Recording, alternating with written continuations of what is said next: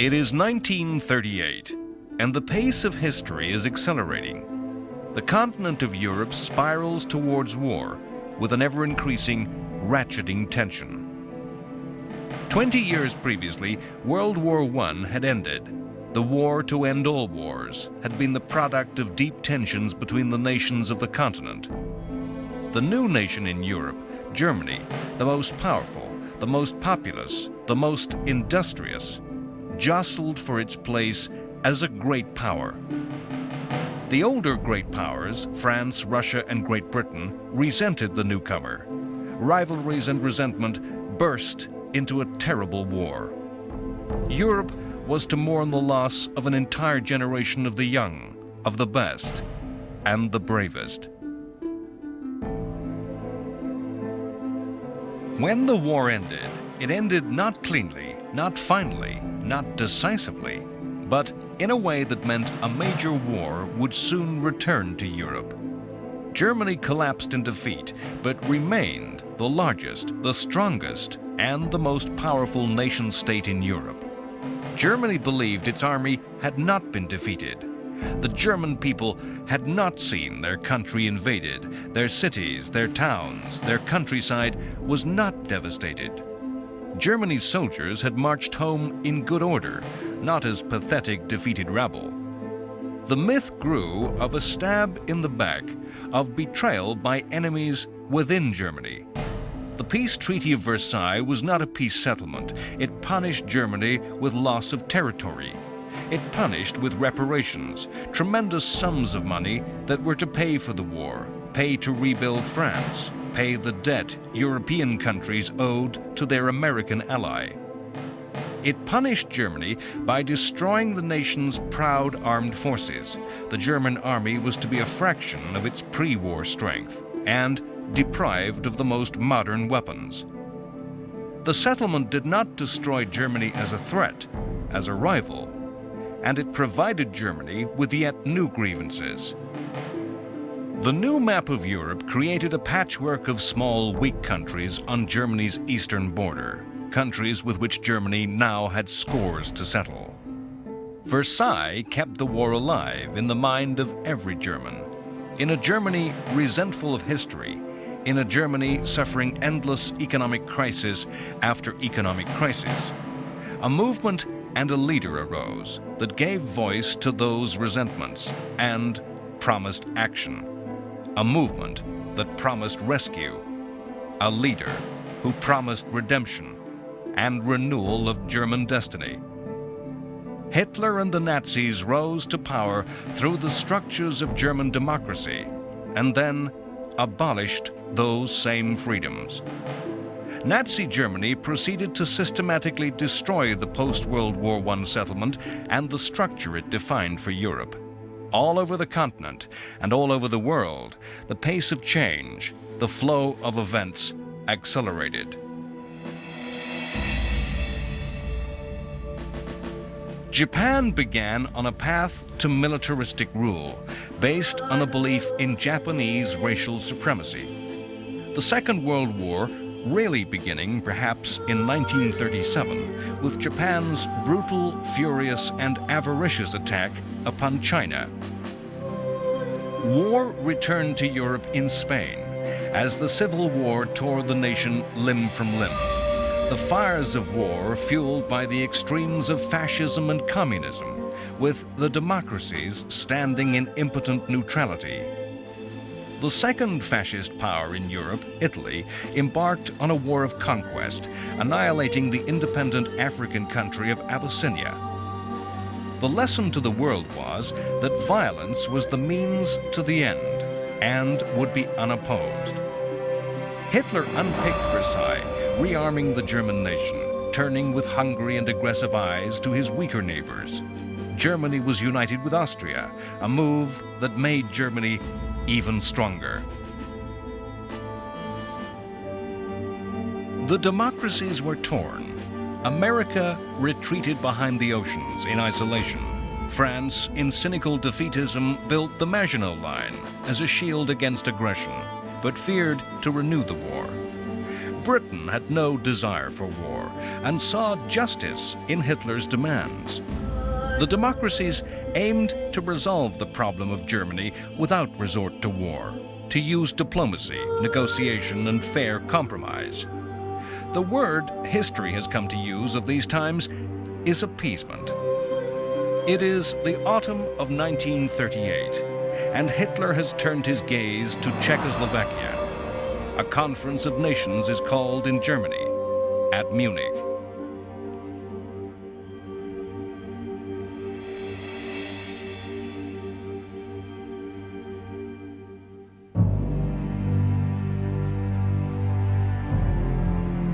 After the Anschluss, all of Europe knew that something else was going to happen, and knew that Czechoslovakia was going to be that something else. In October 1938, the leaders of the great powers of Europe gathered at Munich in Germany for what was, perhaps, the first modern summit meeting. But this was no stately diplomatic conference held in a palace.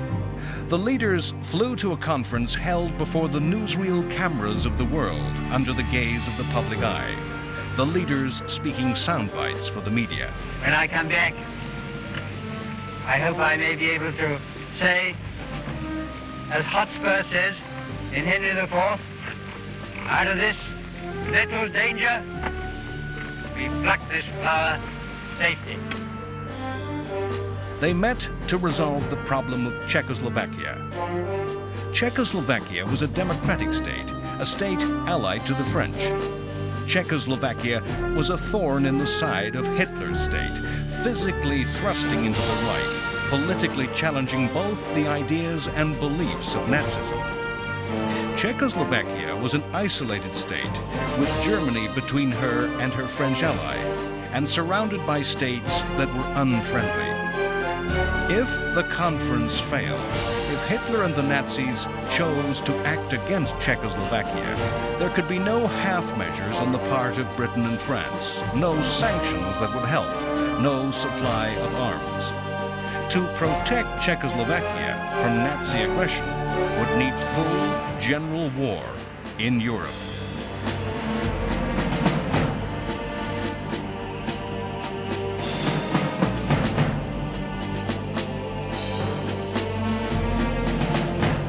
The nation whose future lay on the table at Munich had a modern army, but was not a fundamentally strong state politically.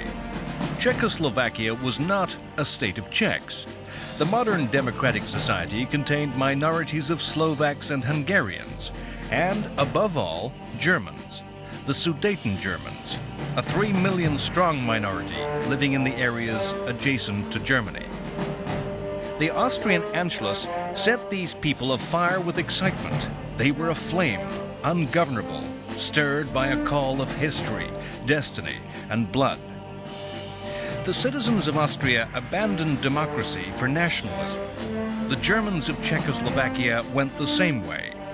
Hitler did not foment the nationalism in the Sudeten Germans. He simply tapped into passion and desire that already existed. Of course, Hitler sought to liberate his fellow Germans, but he also wished to eliminate the Czech nation as an ally of the French and add Czechoslovakia's modern industrial economy to Germany. As the leaders gathered, both sides had differing goals. Both Hitler and Czech President Beneš wanted matters brought to a head. Hitler and Beneš did not want to compromise. The Czechs knew that any concession to the German minority would bring demands from their other minorities. Hitler wanted total success. The French and the British wanted a compromise. They did not want to risk war or humiliation. In negotiation, the British, led by Chamberlain, actually thought the Sudeten Germans were a minority whose rights were ignored by the Czechs. The French had an alliance with Czechoslovakia, an alliance the French made for French benefit, to threaten Germany with war on two fronts. Now they realized they were impotent to aid their ally, and desperately needed to avoid the humiliation of breaking their promises to the Czechs. Chamberlain reluctantly said, "If Germany did decide to destroy Czechoslovakia, I do not see how this can be prevented." The objective of Britain and France at Munich was not to restrain Germany, not to counter Hitler's ambition. It was to make the Czechs give ground, to make concessions that would prevent a general European war. The Czechs aggressively opposed concession. At one point, in the spring of 1938, they had mobilized their entire army and placed it against the German border, terrifying Britain and France. All throughout the summer of 1938, the great powers of Europe had circled round each other, guessing each other's intentions. Benesch thought that by defiantly raising the stakes, he could make Britain and France threaten war, and so make Hitler back down. Hitler, knowing Britain and France's reluctance to go to war, insisted on having his way, rejecting compromise after compromise, angrily accusing the Czechs of attempting to ethnically cleanse the Sudetenland, and insisted that the Sudeten people would only be safe as part of Germany. Chamberlain was certain of Hitler's good faith when the German promised that he had no further demands of Czechoslovakia than the liberation of the Sudeten Germans. The issue came to head with the international summit meeting held at Munich on September 29th. Hitler made no demands at this meeting. He waited for the proposals to be offered. The Anglo-French offer to Hitler was everything he asked, the Sudetenland to be incorporated. Chamberlain firmly believed that the incorporation of the Sudeten Germans was the right thing to do, and believed Hitler when he said that he had no desire to rule the Czechs. The Czechs were told that if they did not accept, they, the Czechs, would be responsible for the war and could expect no help. The Czechs signed, and the Sudetenland became part of the German Reich.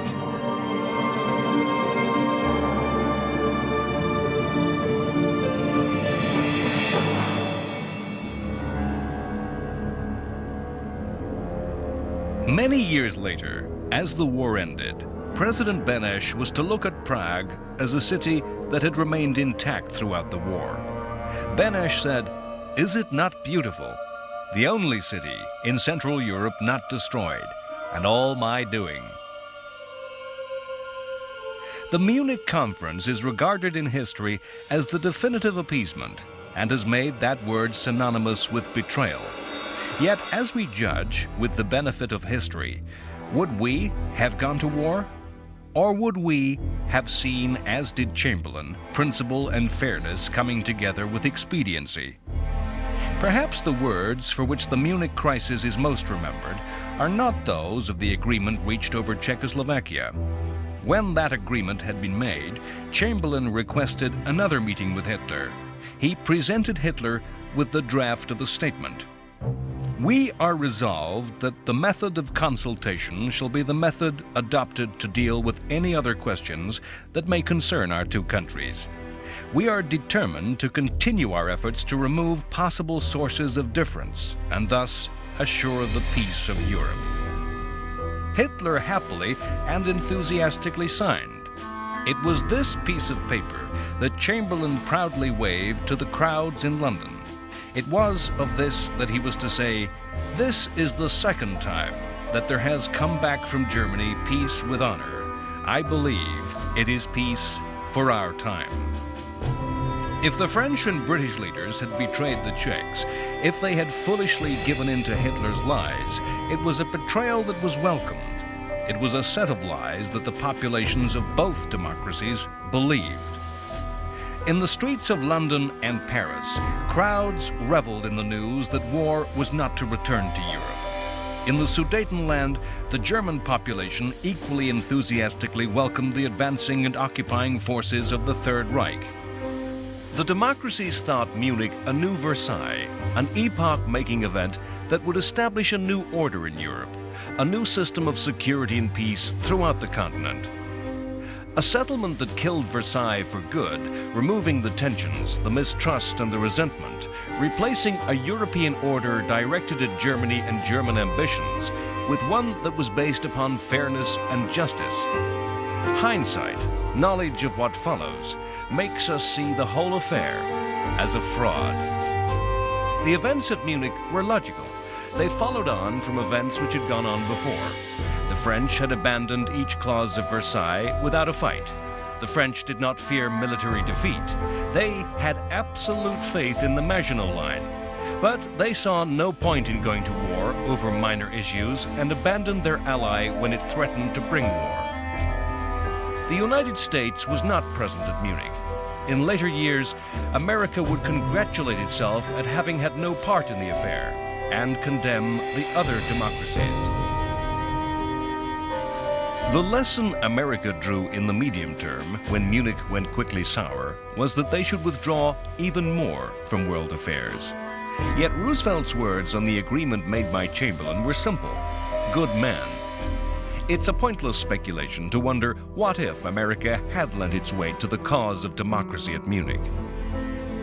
The Russians resolved that Britain and France could not be trusted as allies against Nazism, and that the USSR should seek an understanding with Hitler. Britain worked from a moral position. Britain's position was that Germany did have a moral right in the Sudeten territory. They saw the Europe that Munich created as a safer, more stable place. Once the authority of the Czech government was broken by the transfer of the Sudetenland, the state of Czechoslovakia fell apart along its own fracture lines. The Slovak minority came up with its own demands for independence and autonomy. The Nazis supported and patronized the Slovaks. The Czech government in Prague proposed occupying Slovakia with troops. Hitler promptly recognized the independence of Slovakia. The Czech state was destroyed, unviable. Hitler summoned President Hacha, Beneš's successor, and instructed him to sign away the independence of Bohemia, the rump of Czech lands, which on March 15, 1939, became a German protectorate. Britain's government did not see the German occupation of Prague as a break in the new order, supposedly established at Munich. As German troops brought Nazi rule to the Czechs, the British government held that the events simply proved that the Czech state was unviable, fractured by nationalities, and that Europe was made a safer place by its absence. Where the events really shifted, where history took a new path, was in a groundswell of public opinion. Perhaps in reaction to the joy of Munich, British attitudes in the streets, the views of ordinary people changed. Hitler would never be trusted again. The British media turned against appeasement and called for Hitler to be opposed.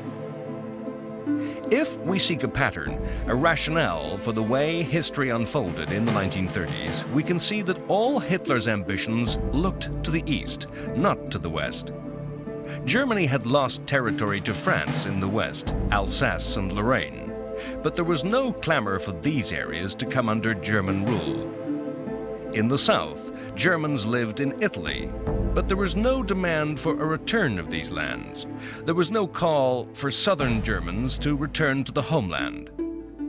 All the avarice, all the ambition was directed east to Austria and Czechoslovakia. Hitler believed it to be the destiny of the German people to expand eastward.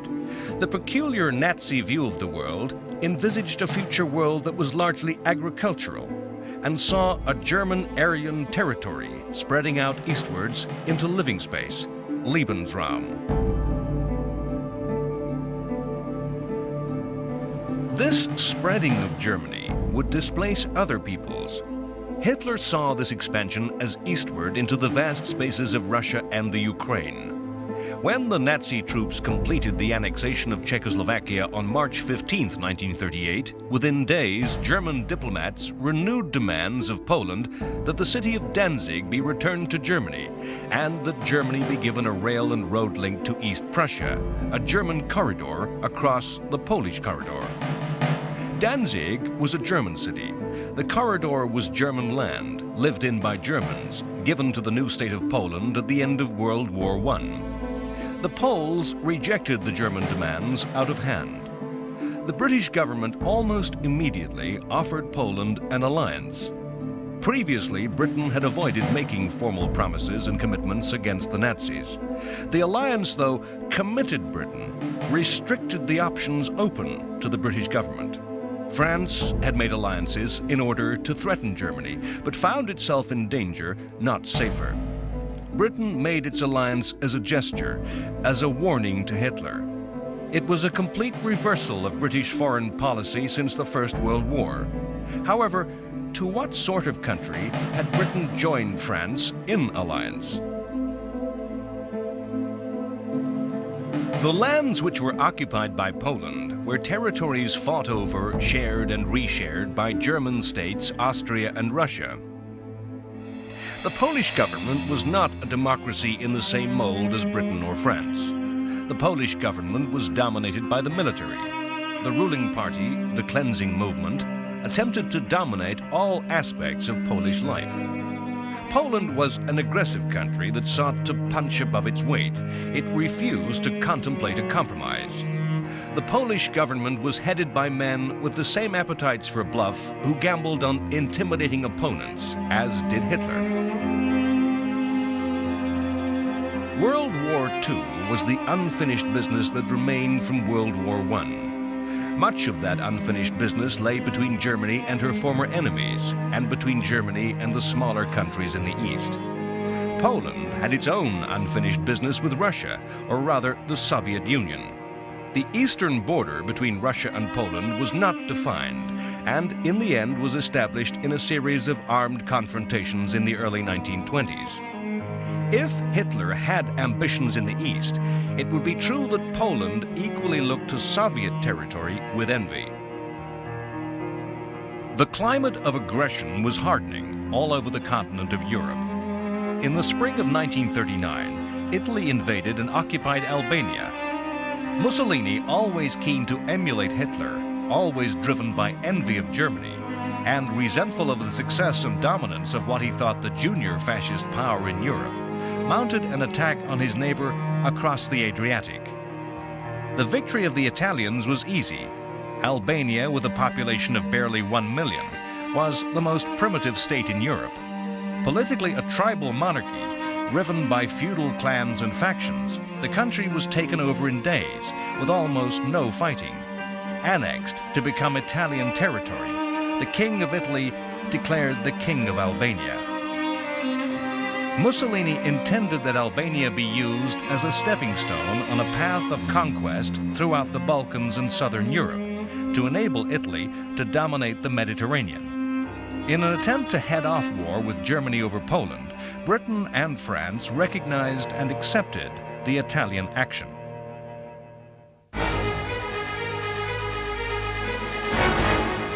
In the steps to war in these last months of peace, the Soviet Union, so distant and removed from much of European affairs throughout the decade, became increasingly involved. If Hitler was the prime mover of war, the originator of the events that impelled the continent to conflict, it was Stalin that opened the door for Hitler to walk to war. With the conflict over the Polish corridor in Danzig, Hitler's aggression and ambition finally began to impinge on Stalin and the Soviet Union. Britain and France saw the Soviet Union as the key to deterring war against Hitler. British Prime Minister Chamberlain and French Premier Daladier knew that if Hitler chose to fight in Poland, their alliances with Poland would be of little practical help. Poland was as isolated as had been Czechoslovakia. They could not move forces into Polish territory. They could only threaten war from the west. Hitler might once more play a game of dare with Britain and France, challenging them to start general European war in order to save a faraway country whom they could not directly help. Britain and France knew that the Soviet Union could directly help Poland, and so war be averted. But Poland saw the Russians as bad, if not worse, than Hitler. They rejected any move that would bring Soviet troops into their territory. The Poles thought that the Red Army, once inside Poland, would never leave, and there was no inducement, no incentive that Britain and France could offer. Too often, histories use the language of the gambler in describing the actions of leaders. In Hitler's case, nothing could be truer.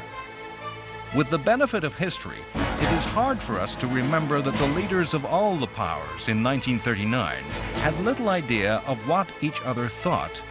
To tell what we today call spin, propaganda, from what was truth.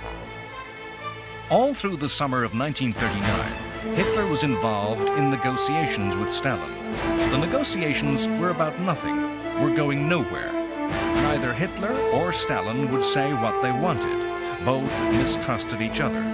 Both knew they represented political systems which were incompatible and could not coexist in peace.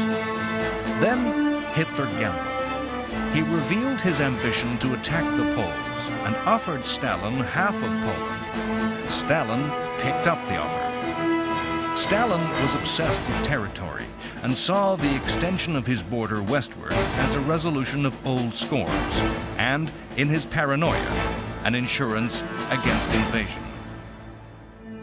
A non-aggression pact was signed between German Foreign Minister Ribbentrop and his Soviet equal Molotov on August 22nd. This news shocked the world, and at a stroke, all strategies of the British and the French were in ruins. No one knew of the secret clauses built into the pact that in the event of war between Poland and Germany, the USSR would attack in the east and take the eastern half of the Polish nation. Poland was falsely confident. It knew nothing of the secret agreement. Poland thought that Britain and France would attack in the west, causing Hitler to split his forces. In fact, when war broke out, the French did nothing and sat behind the Maginot Line, making small attacks, slowly mobilizing, calling up strength.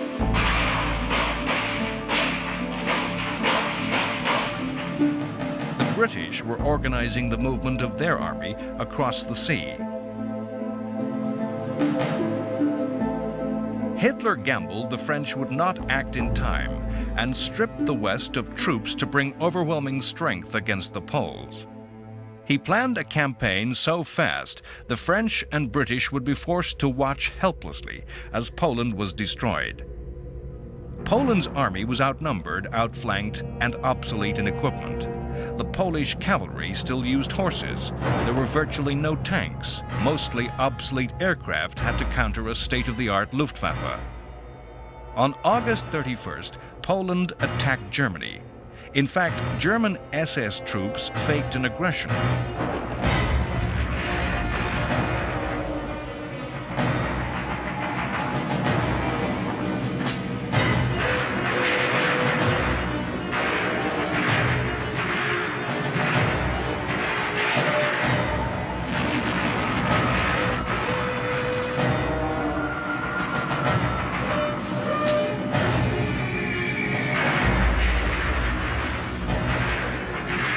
By the end of the next day, the Polish Air Force had been destroyed and the German army was deep into Poland. On September 3rd, France and Britain demanded Germany withdraw from Poland. War broke out, and British Prime Minister Chamberlain made an announcement that revealed a bitter disappointment that he had failed to prevent war from returning to Europe. I am speaking to you from the Cabinet Room at 10 Downing Street. This morning, the British ambassador in Berlin handed the German government a final note stating that unless we heard from them by 11 o'clock, that they were prepared at once to withdraw their troops from Poland, a state of war would exist between us.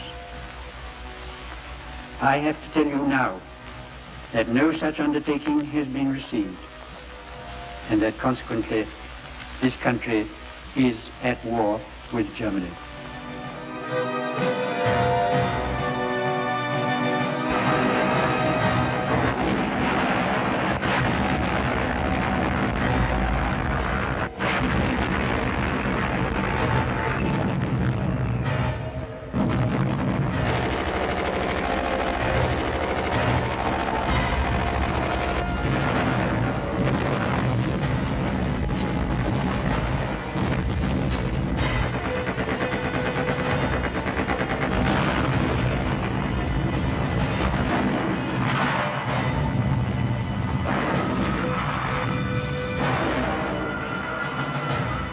The attack on Poland saw the first use of blitzkrieg by the Germans, a new type of war, using rapidly moving, all-mechanized and armored columns, with coordinated air support smashing through and around slow-moving, old-fashioned Polish forces.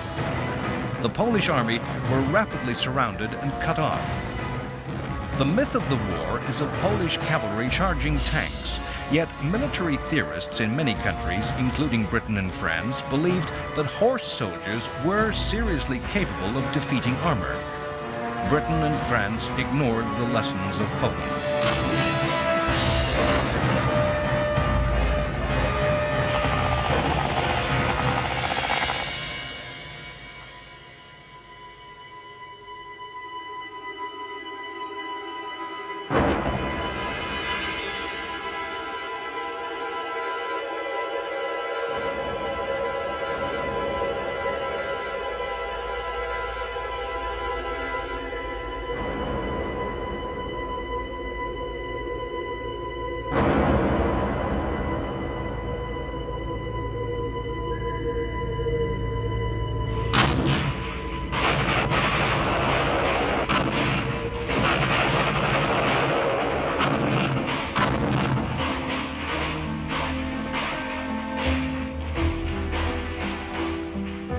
By October 6th, all Polish forces had surrendered. Cynically, the Russians waited until it seemed certain that Germany would triumph, and finally moved on September 17th.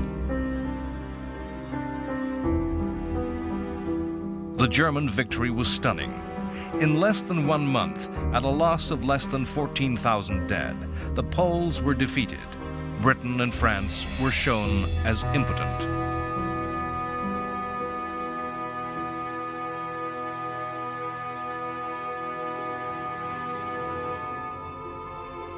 In the United States, President Roosevelt induced Congress to repeal an arms embargo, but the supply of arms was limited to cash and carry. Arms had to be paid for in hard cash and could not be exported in American ships. American public opinion was anti-Nazi and suspicious and fearful of Japanese ambitions in the Pacific, yet equally anti-war, the feeling of the ordinary American mirrored by the majority of Americans in public life. Charles Lindbergh, aviator and national hero, was an outspoken opponent of America having anything to do with a European war. America quietly hoped that Britain and France would somehow contain the Nazis and that some compromise could be worked out with Japan. In the tangle of events spreading out from Hitler's decision to attack was a single-page letter from Albert Einstein to Franklin Roosevelt. Einstein, the most eminent scientist of his day, German and Jewish, a refugee from Nazism, was the only scientist who could write directly to the president and be taken seriously. Einstein warned Roosevelt of Germany's plans to investigate the military uses of uranium, of the newly discovered atomic energy.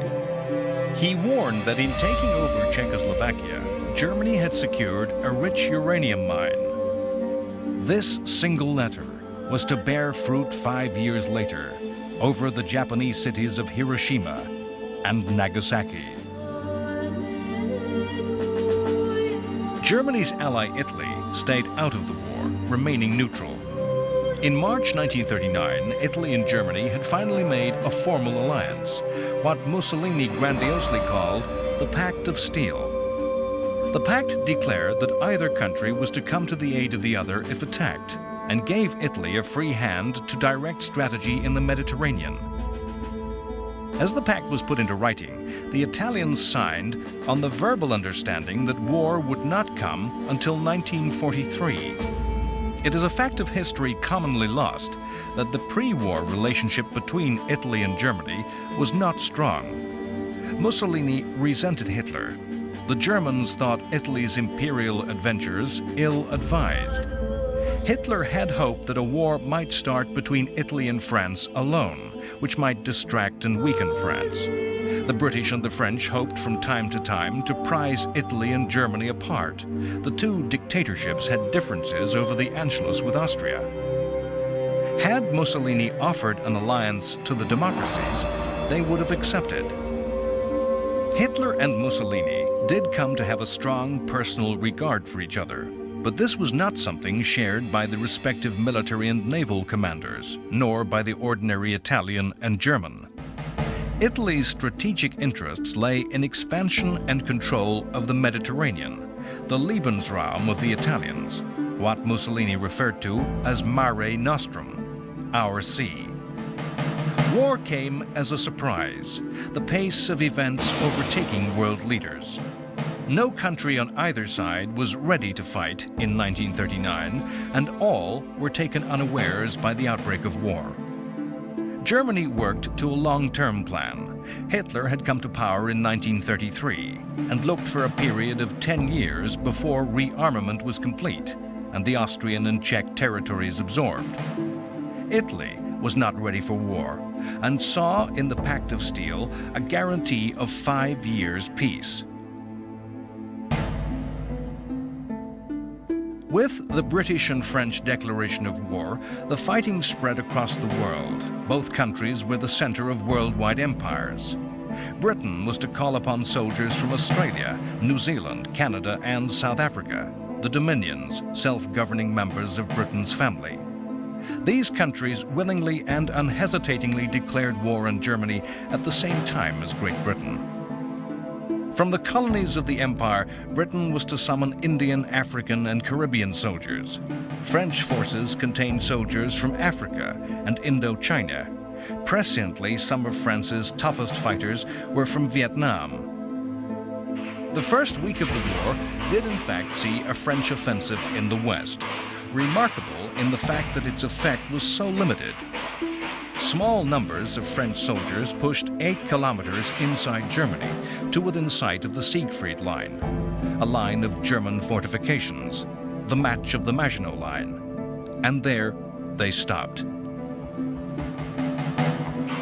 The professional predictors and theorists, men who look into the future and attempt to foretell the future wars, often fail to see accurately, misreading the lessons of the past.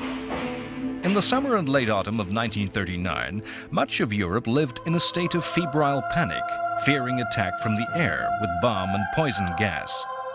Futuristic theories of war predicted mass aerial assaults on the city centers. It was commonly held that no defense was possible against attack by bombers.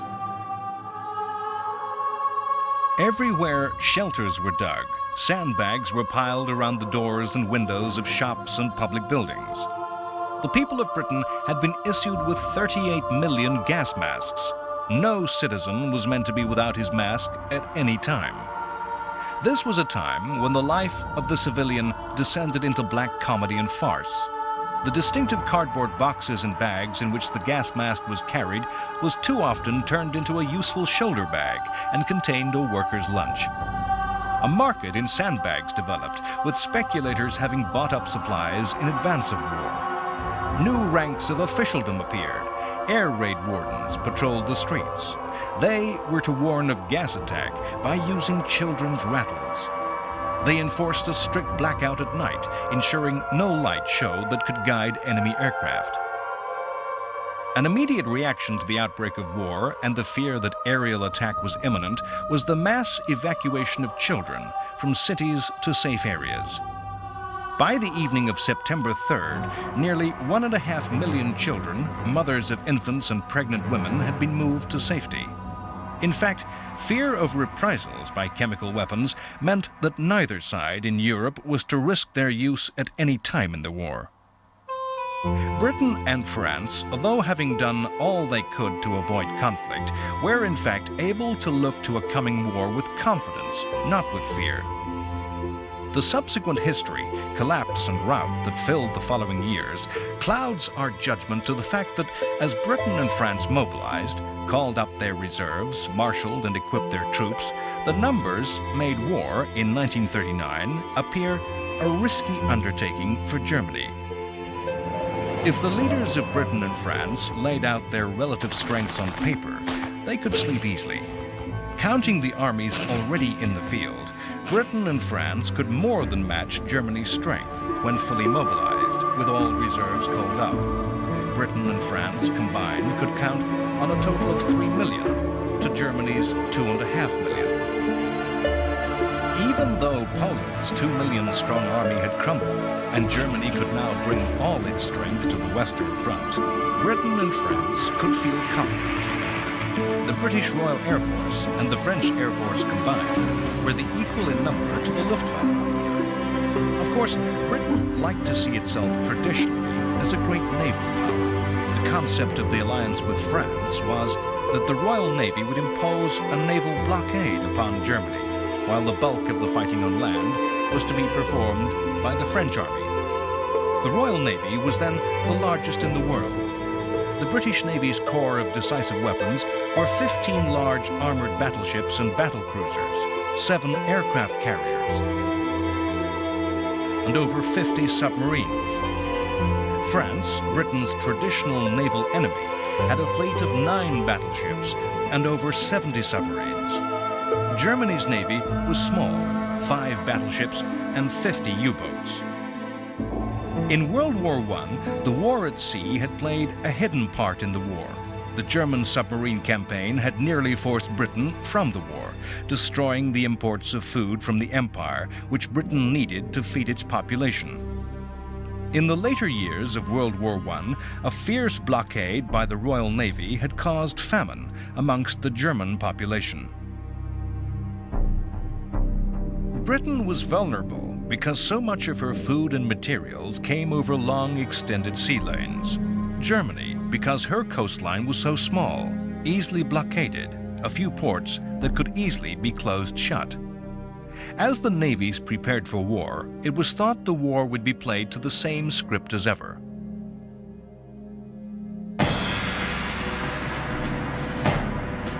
The pride of navies everywhere was the battle fleet, a fleet of large, fast, heavily armored and heavily gunned battleships. The number and size of these vessels was taken as a measure of the virility of each nation. On these measures, the cards were stacked heavily against Germany.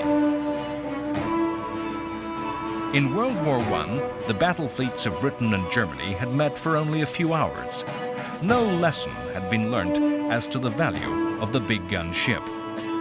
In between the wars, the size of the fleets and the size of the ships in those fleets were limited by international treaties. The coming war was to show that the battleship was no longer the capital ship, the decisive weapon of naval warfare. Aircraft were to make these ships too vulnerable to attack. A few cheap aircraft made on the production line in weeks could easily destroy a major warship that could take years and massive sums to rebuild. But this was not clear in 1939. Only some navies realized the true value of aircraft and the aircraft carrier. In the long-term plans of Germany, a series of large warships, such as the Bismarck, were built to threaten Britain. Aircraft carriers were built for some future war against the USA.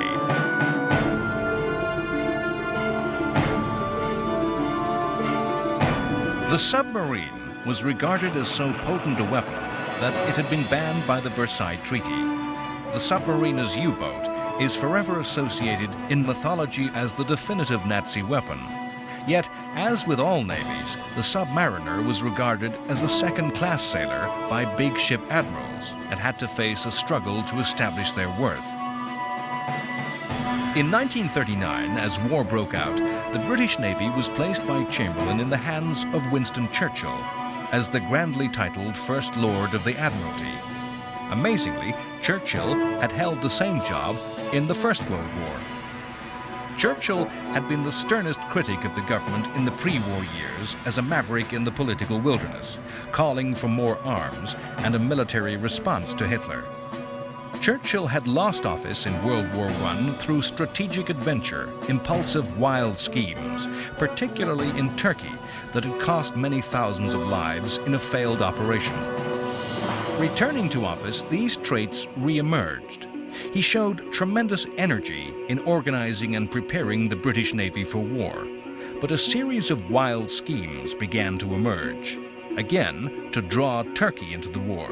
to incredibly place mines in Germany's rivers, to attack neutral shipping and ports, particularly those of Norway and Sweden, who were supplying important raw materials to Germany.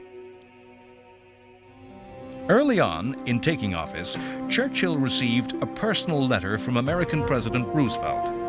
Roosevelt invited Churchill to keep me in touch personally with anything you want me to know about. The personal relationship between these two men, bypassing the administrations and structures of their respective countries, was to be of crucial importance in the coming years.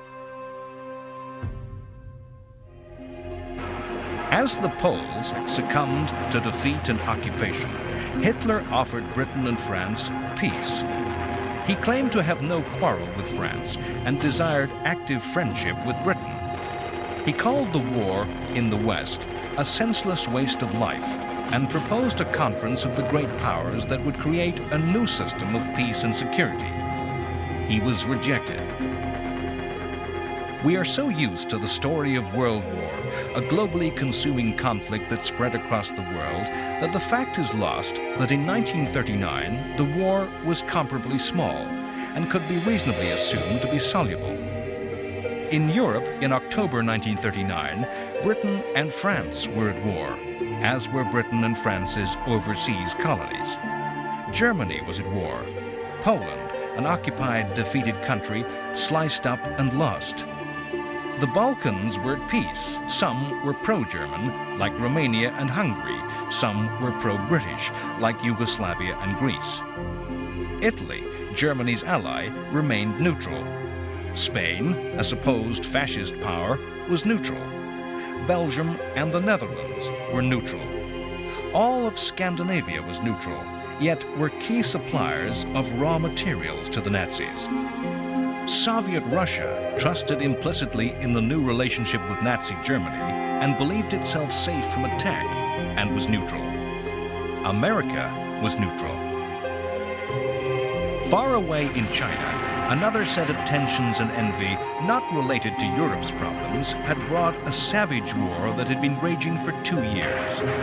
These wars were yet to join up into a world war. In Poland, a new order rapidly came into force. The map was redrawn. The Soviet Union moved west, Germany moved east. In holy Polish lands, those occupied by Germany and Russia, a fearful night of occupation descended. Soviet forces imposed a communist rule. All those prominent in the old regime disappeared. Over 4,000 of Poland's army officers died in a bloody massacre by the Soviets. In German-occupied Poland, a brutal regime lay across the land. Nazism's racial theories held the Poles as subhuman. Poland's large Jewish communities became the victims of the Einsatzgruppen, special SS squads designed to solve the Jewish problem.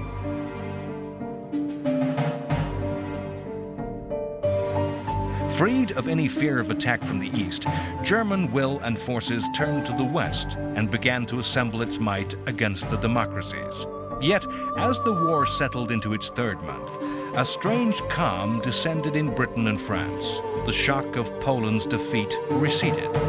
The aerial devastation by gas and bomb did not materialize. History was to name this period, with supreme irony, as the Phony War. Next time, on World War II, The Complete History. The war is fought in remote and distant places. At sea, huge ships engage in conflict. The British Navy corners the German battleship Graf Spee and forces her captain to scuttle his ship rather than face certain destruction. In the winter snows of Finland, the Soviet Union takes advantage of the new situation, invading, seeking to conquer the smaller state. The tiny Finnish army runs rings round the Russians amidst the forests and lakes. To the people of Britain and France, the war seems far away. It is the unreal war, the phony war. In the fields of northern France, a new British expeditionary force, in name and appearance so like its predecessor of 1918, takes its place alongside the French. It is the army that fought the Somme, Ypres, and Passchendaele. reborn. To the south, the French man and reinforce the Maginot Line, their new Verdun, an impregnable fortress which the Germans shall not pass. The world awakes from the dream of the phony war to the nightmare of reality. A bold strategic occupation of Norway brings Britain and France into direct contact with German forces for the first time. The result is fiasco, as British forces fall back in retreat. As a result, the British government falls and is to be headed by a man of destiny whose time has come, Winston Churchill.